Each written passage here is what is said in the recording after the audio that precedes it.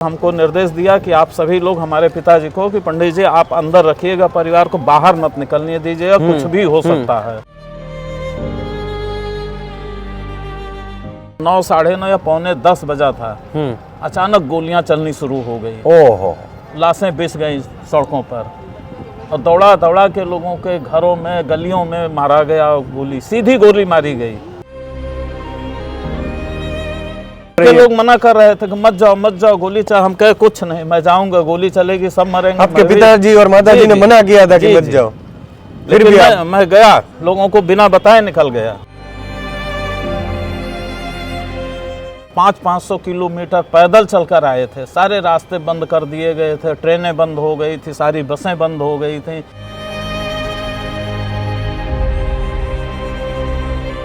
6 दिसंबर 92 को सुनाई पड़ा कि मस्जिद गिर रही है। हाँ। मैं स्वयं 12 बजे से लेकर 6 बजे शाम तक वहां था। आप स्वयं थे जब वो गिरी तब? मैं वहां मानस भवन था। उस दिन कोई ऐसा इरादा नहीं था कि हम मस्जिद तोड़ेंगे या कुछ भी करेंगे। वो तो अपना झंडा 30 तारीख को 30 अक्टूबर को फहरा चुके थे। गुजरातમાં મીડિયાના ઇતિહાસમાં સૌથી પહેલી વખત અમે આપને મળવા જઈ રહ્યા છીએ કે રાજદ્વારી પૌરાણિક જે મંદિર છે એમના પૂજારી સાથે કે જેમણે જ્યારે કાર સેવકો આવ્યા અને જ્યારે ગોળીઓનો વરસાદ થયો, આ તમામ ઘટનાના જે સાક્ષી છે એમની સાથે અમે તમને મુલાકાત કરવા જઈ રહ્યા છીએ। એમની સાથે વાતો કરવી છે, એમની સાથે એ કિસ્સાઓ, એ ક્ષણ એ કેવી હતી, એની અનુભૂતિ કેવી હતી, એમને આંખે જોયેલો જે દ્રશ્યો હતા, એમની સામે જે ગોળીઓનો વરસાદ થતો હતો, ગુંબજો પડી રહ્યા હતા, આ તમામ વસ્તુઓ પાઠકજી સાથે આપણે વાત કરવાની છે અને એ ડિટેલમાં આપણે જાણીએ વાત ગુજરાતી પર। आप उस वक्त की बात जी जी तो वो जहन में जब सोचते हैं वो आप तो साक्षी थे उस आज भी साक्षी है, उस वक्त भी साक्षी। इसी जगह पर 2 नवंबर 90 को गोली चली थी, हनुमानगढ़ी चौराहे से लेकर लाल कोठी। उस वक्त आप कहाँ पे थे? और इसी मंदिर पर थे। यहाँ CRP लगी हुई थी, हम लोग अंदर से सब कुछ देख रहे थे, गोलियां चल रही थे। सारे राम भक्त आए थे, हम राम जन्मभूमि की ओर जाने के लिए बैठकर कीर्तन कर रहे थे इसी हनुमानगढ़ी चौराहे पर, और गोलियां चलनी शुरू हो गई। मित्रों, पाठक जी कह रहा है कि आज एक वो क्षण का आवाज में वर्तमान में कितना मैं ही नहीं पूरा विश्व। उस वक्त जो कार सेवकों को आपने देखा होगा, जी जी, जो आए थे और जो सेवा करने के लिए आए थे, और उस वक्त का माहौल और अभी का माहौल कितना, ये कार सेवकों को इसका श्रेय जाता है। सब सभी लोग यहाँ इसको देते हैं कार सेवकों को। कार सेवकों का वो जो 500 किलोमीटर पैदल चलकर आए थे, सारे रास्ते बंद कर दिए गए थे, ट्रेनें बंद हो गई थी, सारी बसें बंद हो गई थी। इसके बावजूद 500 किलोमीटर तक लोग पैदल चलकर के गांव के रास्ते होकर अयोध्या 30 अक्टूबर 1990 को पहुंचे थे। उस वक्त आपकी उम्र कितनी होगी जब? उस समय मेरी उम्र लगभग 22 साल की थी। 22 साल की? जी। मैं खुद जैसे 6 दिसंबर 92 को सुनाई पड़ा कि मस्जिद गिर रही है। हाँ। मैं स्वयं 12 बजे से लेकर 6 बजे शाम तक वहाँ था। आप स्वयं थे जब वो गिरी तब? मैं वहाँ मानस भवन था, उसकी छत से मैं सब कुछ देख रहा था। सारे जब तीनों गुंबद धराशायी हो गए, बिल्कुल वहाँ समतल हो गया, फिर 4 फीट की दीवार खड़ी करके भगवान को वहाँ स्थापित करके टेंट लगा दिया गया। आपने अपनी आंखों से वो देखा? बिल्कुल। मित्रों, मैं रोकना चाहूंगा पाठक जी। मित्रों, आ पाठक जी छे आ રાજદ્વારી મંદિરના પૂજારી છે અને એમની ઉંમર માત્ર 22 વર્ષની હતી। 22 વર્ષની ઉંમરે એમણે આ લાઈવ, જ્યારે આ જે ગુંબજો પડ્યા, એ બાબરી મસ્જિદનું ધ્વસ્ત થયું, એ લાઈવ દ્રશ્યો જોઈ રહ્યા છે। એમના વિશે એ સાક્ષી છે એ ઘટનાના, એ વાત આપણને કરી રહ્યા છીએ। पाठक जी, उस दिन 22 साल की उम्र अपनी आंखों से बिल्कुल नजदीक से वो नजारा आपने देखा, उसका वर्णन कैसे कर सकते हैं आप? वो बताइए कैसा, क्या माहौल और क्या देखा आपने? उस वक्त जितने भी कार सेवक वहाँ मौजूद थे, वहाँ मंच बना हुआ था जिस पर माननीय लाल कृष्ण आडवाणी जी भाषण दे रहे थे, उमा भारती जी भाषण दे रहे थे, मुरली मनोहर जोशी जी थे, सारे भाजपा के बड़े नेता, विश्व हिंदू परिषद के बड़े नेता थे। और उस वक्त जितने भी कार सेवक थे, उस समय लगभग 5 लाख की संख्या थी अयोध्या में कार सेवकों की। 5 लाख के आसपास कार सेवक थे, और सबको एक ही जुनून था कि कितनी जल्दी से जल्दी हम इस पूरे गुंबद को धराशायी कर दें। जो कोई वो लोहे का एंगल पाया, राड पाया, जो भी मिल गया कर दिया। आप ताजुब करेंगे, कोई उस तरह का हथियार भी नहीं था, लेकिन कोई हाथ से ही नोच रहा है, कोई कुछ लकड़ी मारकर गिरा रहा है, और जितने उसके ईंट पत्थर निकले थे सब उठा ले गए। रोंगटे खड़े हो गए पाठक जी, आप वर्णन कर रहे हैं। उस वक्त किसी को ये नहीं परवाह थी गोली चलेगा। सेना के हेलीकॉप्टर आए, 3 चक्कर लगा करके 3-3 हेलीकॉप्टर मंडरा रहे थे, लेकिन उस हेलीकॉप्टर का भी किसी के अंदर जरा सा भी डर नहीं। और जितने भी वहाँ हमारे फोर्स के जवान तैनात थे, उस समय हालात ऐसे हो गए थे, ना वो गोली चला सकते थे, ना लाठी चला सकते थे, और सरकार का निर्देश भी था किसी कारसेवकों के साथ कोई बर्बरता नहीं की जाएगी। और 5 बजते बजते सारे तीनों गुंबद धराशायी हो गए। 5 फीट की दीवार खड़ी करके भगवान को स्थापित करके टेंट लगाकर पूजा अर्चना शुरू हो गई, क्योंकि ये डर था राष्ट्रपति शासन लग जाएगा। राष्ट्रपति शासन, मुख्यमंत्री जी के इस्तीफा देते ही राष्ट्रपति, इसलिए उसी बहुत कम समय बचा था। आप ताजुब करेंगे, इतनी बड़ी बिल्डिंग, ना कोई उस समय जेसीबी मशीन लगाई गई थी, ना कोई क्रेन लगाई गई, सेवकों ने हाथों से गार्डों से, और अगल बगल ऐसा नहीं था, सुरक्षा के दृष्टि से बैरिकेटिंग किए गए थे लोहे के। सब उस समय न किसी को कांटा गड़ रहा था, ना कहीं चोट लगने का डर था, जो जैसे था बिल्कुल सब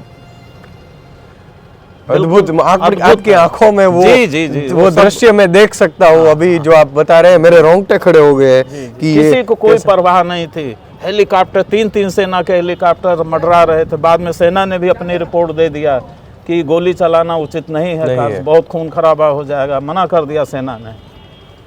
22 साल की उम्र में आपको उस वक्त भी बिल्कुल जुनून था, गुस्सा, घर के लोग मना कर रहे थे कि मत जाओ गोली चल। हम कहे कुछ नहीं, मैं जाऊंगा, गोली चलेगी, सब मरेंगे। आपके पिताजी और माताजी ने मना किया था कि मत जाओ, फिर भी मैं गया, लोगों को बिना बताए निकल गया।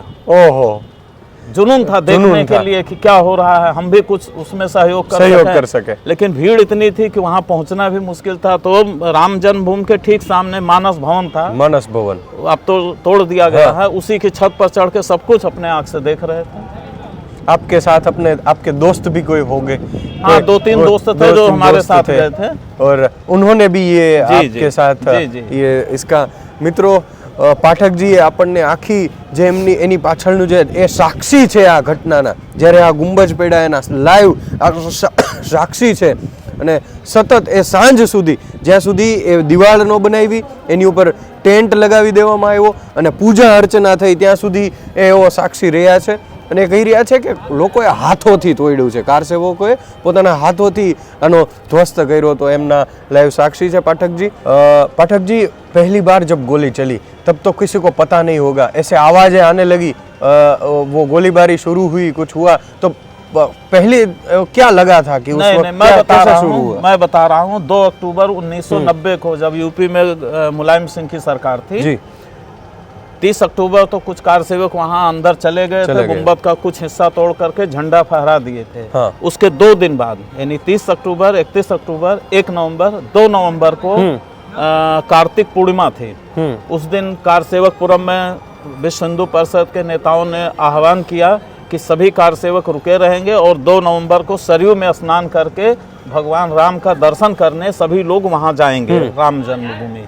लेकिन मुलायम सिंह की सरकार ने ऐसी व्यवस्था बना दिया था कि कोई भी परिंदा जो है हनुमानगढ़ी के आगे वो मुख्य मार्ग से इधर यानी रामकोट क्षेत्र में न प्रवेश करने पावे, इसके लिए सारे एहतियाती प्रबंध कर दिए गए। सारी आप मंदिर के ऊपर से देखे होंगे जितनी छतें दिखाई दे रहे, इन छतों पर बीएसएफ और सीआरपी के जवान तैनात थे। उस समय सीआरपी का वही हरे रंग का हेलमेट चलता था, वो सब लगा करके बीएसएफ वाले सब हेलमेट लगा, सारी छतों पे हेलमेट ही वो उसके दिख रहे थे जवानों के। हाँ, हरे रंग का, और सड़कों पर जाल बिछा था सीआरपी का, बीएसएफ का। और ऐसा लगता है कि उसमें कुछ शासन द्वारा विशेष रूप से अधिकृत किए गए फोर्स के जवान रहे हों या वो अनाधिकृत रूप से रहे हों, उनके भी, क्योंकि उनके हाव भाव अलग दिख रहे थे। और रात में 3 बजे हमारे यहाँ इस मंदिर पर कंपनी कमांडर आया, एसके राठौर, जो हमारे यहाँ कंपनी के कमांडर आपके पास आए, जो सीआरपी यहाँ तैनात थी। उन लोगों ने, कमांडर ने हम लोगों को आवाज देकर बुलाया और कहा कि पुजारी जी आज आप या आपका परिवार का कोई भी सदस्य मंदिर के बाहर नहीं निकलेगा। आपको अंदर कर दिया गया कि आप यहाँ से बाहर नहीं आना है। अंदर रहिएगा, बाहर मत निकलिएगा।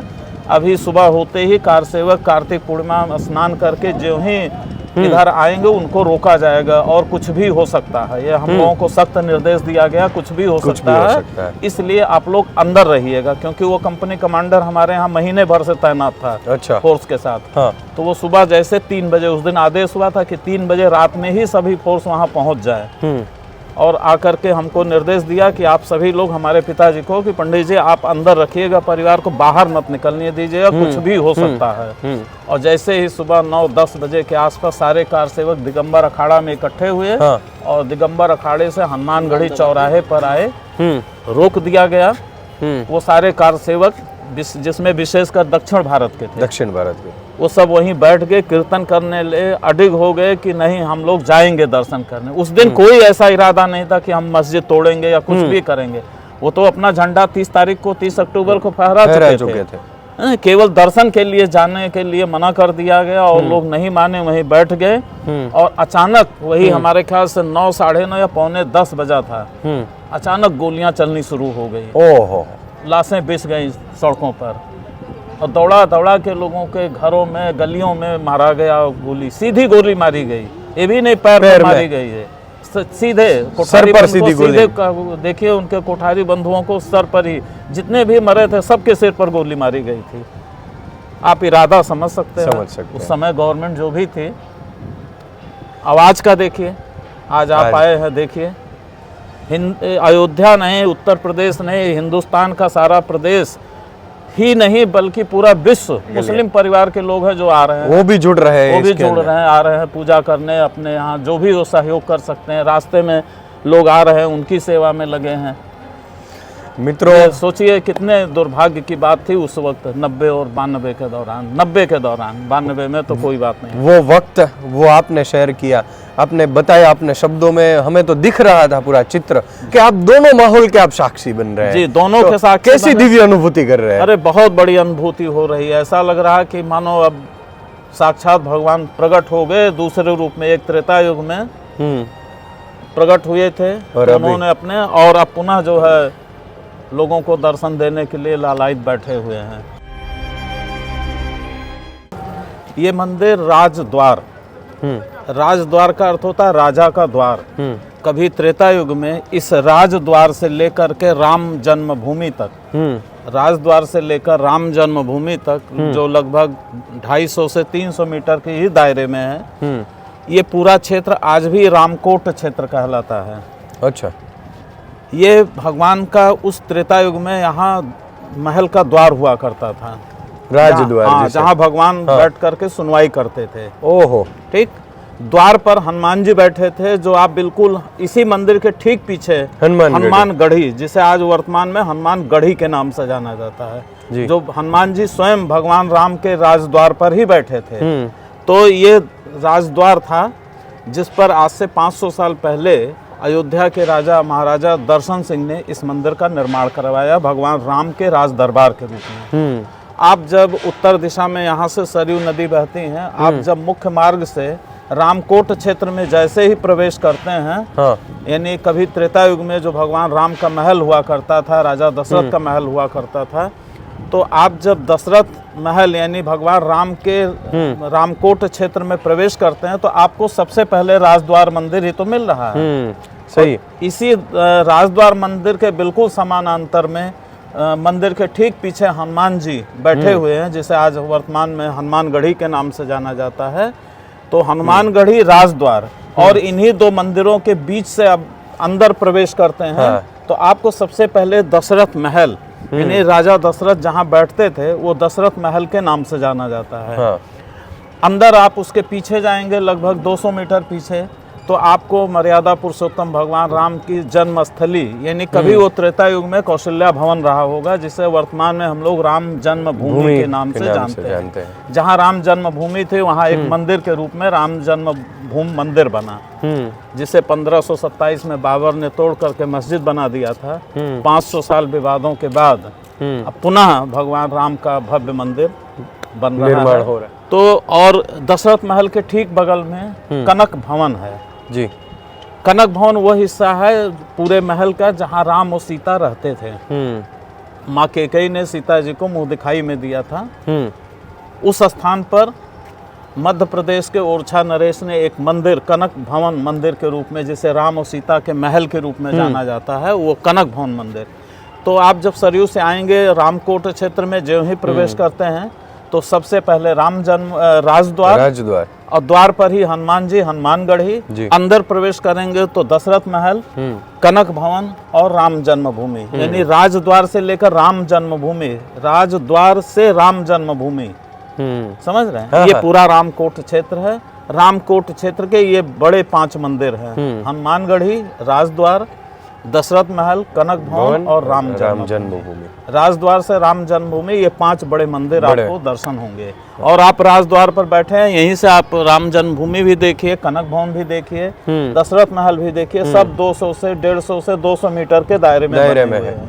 जहाँ एक मंदिर की सीमा समाप्त होती है, वहीं से दूसरे मंदिर की शुरुआत होती है। केवल बीच में 15-20 फीट की सड़कें बनी हुई हैं। हमारे माध्यम से जो भी राम भक्त देख रहे हैं जी, हम आपको, आपकी बात सुन रहे हैं, ये कहीं ना कहीं अपनी मोबाइल स्क्रीन पर, टीवी स्क्रीन पर ये देख रहे होंगे, तो ये हमारे माध्यम से आप क्या संदेश देना चाहेंगे हमारे दर्शकों को? मैं हिंदुस्तान ही नहीं, पूरे विश्व के राम भक्तों का मैं आह्वान करता हूं कि एक बार वो अयोध्या आकर भगवान राम का दर्शन जरूर करें। अभी तो पूरा मंदिर बनने में कई साल लगेंगे। लोग आवे और भगवान राम के भव्य रूप का दर्शन करें। और राम जन्मभूमि सहित पूरे अयोध्या के जितने भी पौराणिक और ऐतिहासिक मंदिर हैं, कुंड हैं, वो है, सरोवर बने हुए हैं, जहाँ भगवान राम के सब क्रियाकलाप हुए थे, सबों का दर्शन करें और अपने धन्य को, अपने जीवन को धन्य समझें। मैं आह्वान करूंगा सभी भक्त अयोध्या जरूर आएं, एक बार भगवान राम का दर्शन जरूर करें। तो आता पाठक जी आपने वक्त दिया और आपने सब ये जो आपके आंखों देखा जो है, वो जिसके साक्षी बने, वो हमारे साथ शेयर किया, उसके लिए धन्यवाद। जय श्री राम। जय श्री राम। तो मित्रों, आ હતા પાઠકજી કે જેમણે આપણી સાથે બધી ડિટેલમાં આખું વર્ણન કરી, વર્ણનાત્મક રીતે આપણી સાથે ચર્ચા કરી અને આપણે પ્રસંગો કીધા। તો ફરી મળીશું આવી જ કોઈ વાતો સાથે, ત્યાં સુધી મને રજા આપો। નમસ્તે।